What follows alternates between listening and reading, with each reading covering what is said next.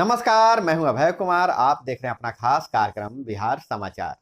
बिहार समाचार में खबरें बिहार की, बातें बिहार की, देश दुनिया की तमाम खबरें जो आपको जानना जरूरी है। बिहार समाचार में हम खबर लेते हैं सत्ता के गलियारों से, पंचायत के गलियों से और गांव के चौपालों से, जो कहीं न कहीं आपके जीवन को प्रभावित करता है।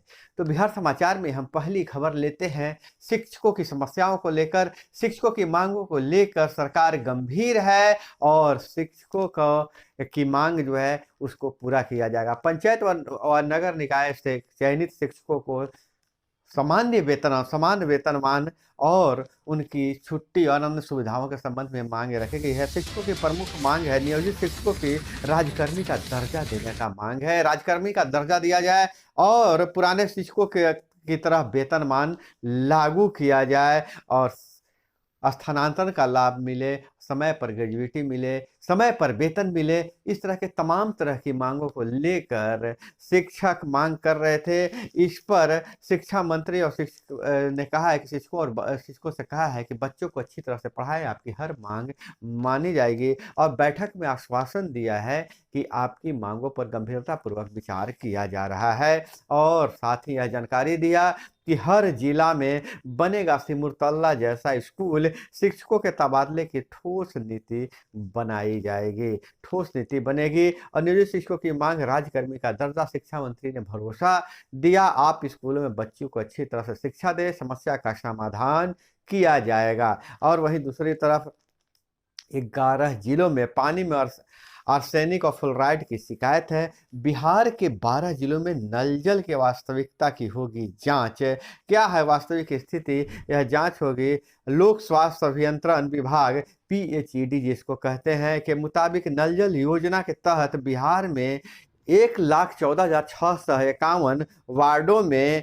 1,13,472 वार्डों में पेयजल की सप्लाई हो रही है। कहा जा रहा है कि 1,14,651 वार्डों में से 1,13,472 वार्डों में नल जल योजना के तहत पेयजल की सप्लाई हो रही है।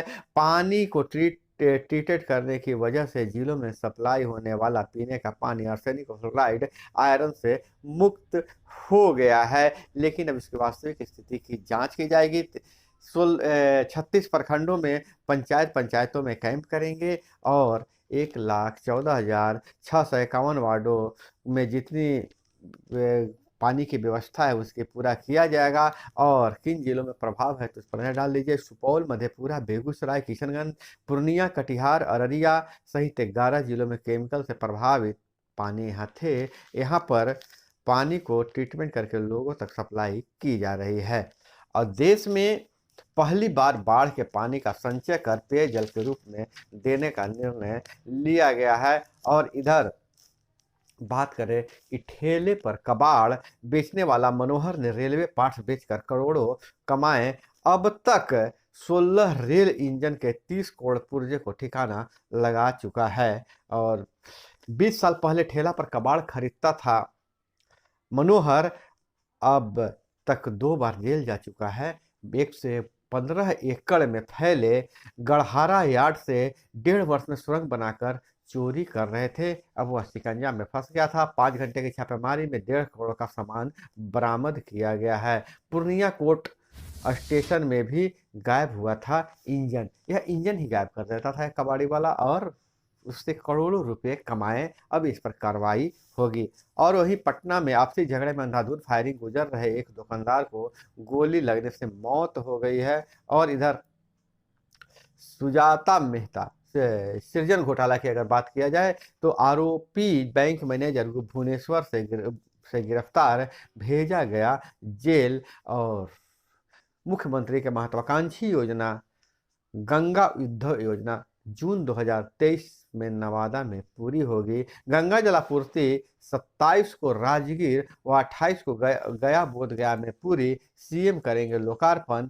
बाढ़ गंगा के पानी का होगा पेयजल के रूप में इस्तेमाल। और इधर आईपीएस आदित्य की अग्रिम जमानत अर्जी पर कोर्ट ने मांगी केस डायरी।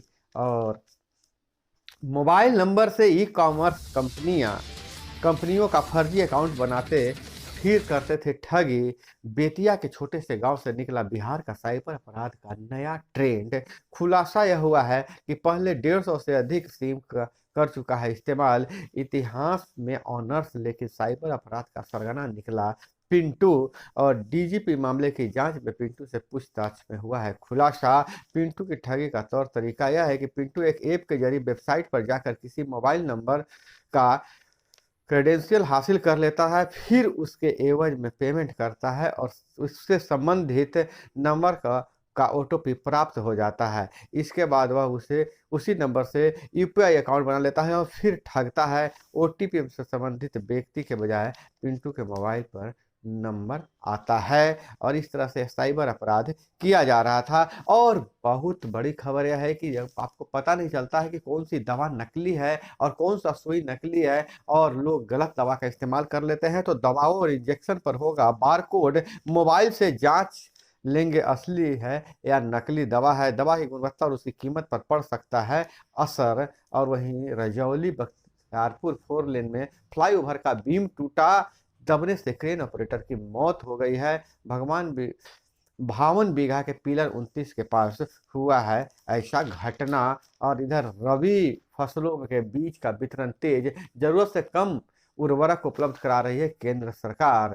केंद्र सरकार को लिखे गई चिट्ठी, कृषि मंत्री ने बीज वितरण और उर्वरक की उपलब्धता की समीक्षा की। योजनाओं की राशि भी नहीं दे रहा है केंद्र, ऐसा आरोप है बिहार सरकार का। और पटना में 9 महीने बाद तापमान निचले स्तर पर, पहाड़ों पर बर्फबारी का असर, मैदानी हिस्सों में गिरा पारा। और चुनाव से पहले पटना यूनिवर्सिटी के हॉस्टलों में देर रात छापा, 3 बाहरी छात्र मिले हैं। और वहीं पंचायती राज विभाग से खबर निकल कर आ रही है कि अब नल जल योजना की राशि जल्द ही वार्ड की विधानसभा प्रबंधन समिति के खाते में दी जानी है। और नल जल योजना के लिए अब जहां भी पानी में केमिकल है, पानी में रसायन है, उस पानी को फिल्टर करने के लिए भी वहां पर ट्रीटमेंट प्लांट लगाया जाएगा। हर बोरिंग में एक प्लांट लगाया जाएगा और उस प्लांट को लगाने का भी काम वार्ड किसान समिति को को मिलेगा, जैसी अभी तक चर्चा चल रही है। और वार्ड किसान समिति के खाते में पैसे आने वाले हैं। और जहां नल जल का जहां योजना पूरा हो गया है, जहां नल जल चालू है, वहां पर पानी की जांच करने के बाद अगर आवश्यकता हुई तो वहां पर फिल्टर लगाया जाएगा और उस फिल्टर को लगाने का काम भी वार्ड सदस्य ही करेंगे। और इसके लिए जल्द ही राशि जारी कर दिया जाएगा। समस्तीपुर मंडल के 7 रेलवे स्टेशनों पर बनेगा एयरपोर्ट जैसा डिपार्चर एरिया। और इधर चीन से जो खबर आ रही है, विदेशों की खबर पर नजर डालें तो चीन में चीनी युवाओं को की उगर मुस्लिम लड़कियों से जबरन शादी, विरोध पर पेरेंट्स को जेल भेजा जा रहा है। सिंजियांग में 1.25 करोड़ मुस्लिमों की आबादी का अस्तित्व खतरे में। पाकिस्तान हमेशा कश्मीर के मुसलमानों, भारत के मुसलमानों के बारे में चर्चा करता है, लेकिन उसका जो सबसे परम मित्र है चीन, चीन के सिंजियांग प्रांत में जो मुस्लिमों के अस्तित्व पर खतरा है और जबरन उन्हें चीनी युवाओं से शादी करवाई जा रही है। और शादी का कोई अगर विरोध कर रहा है तो लड़की के माता पिता को जेल में डाला जा रहा है। तो ये पाकिस्तान की दोहरी नीति है, जहां एक तरफ जहां भारत में मुसलमान आजादी से रह रहे हैं तो इनके मुद्दे को अंतर्राष्ट्रीय मंचों पर उठाता है, लेकिन उसका पड़ोस चीन में मुस्लिमों पर इतना अत्याचार हो रहा है लेकिन उसे वह नजर नहीं आता है और अपने आप को इस्लामिक बिरादरी का सबसे बड़ा रहनुमा बताता है। तो दोस्तों, यह थी वो तमाम खबरें जो आपको जानना जरूरी था। इसी तरह से खबरों के लिए जुड़े रहिए हमारे साथ। मिलते हैं अगले वीडियो में। जय हिंद, वंदे।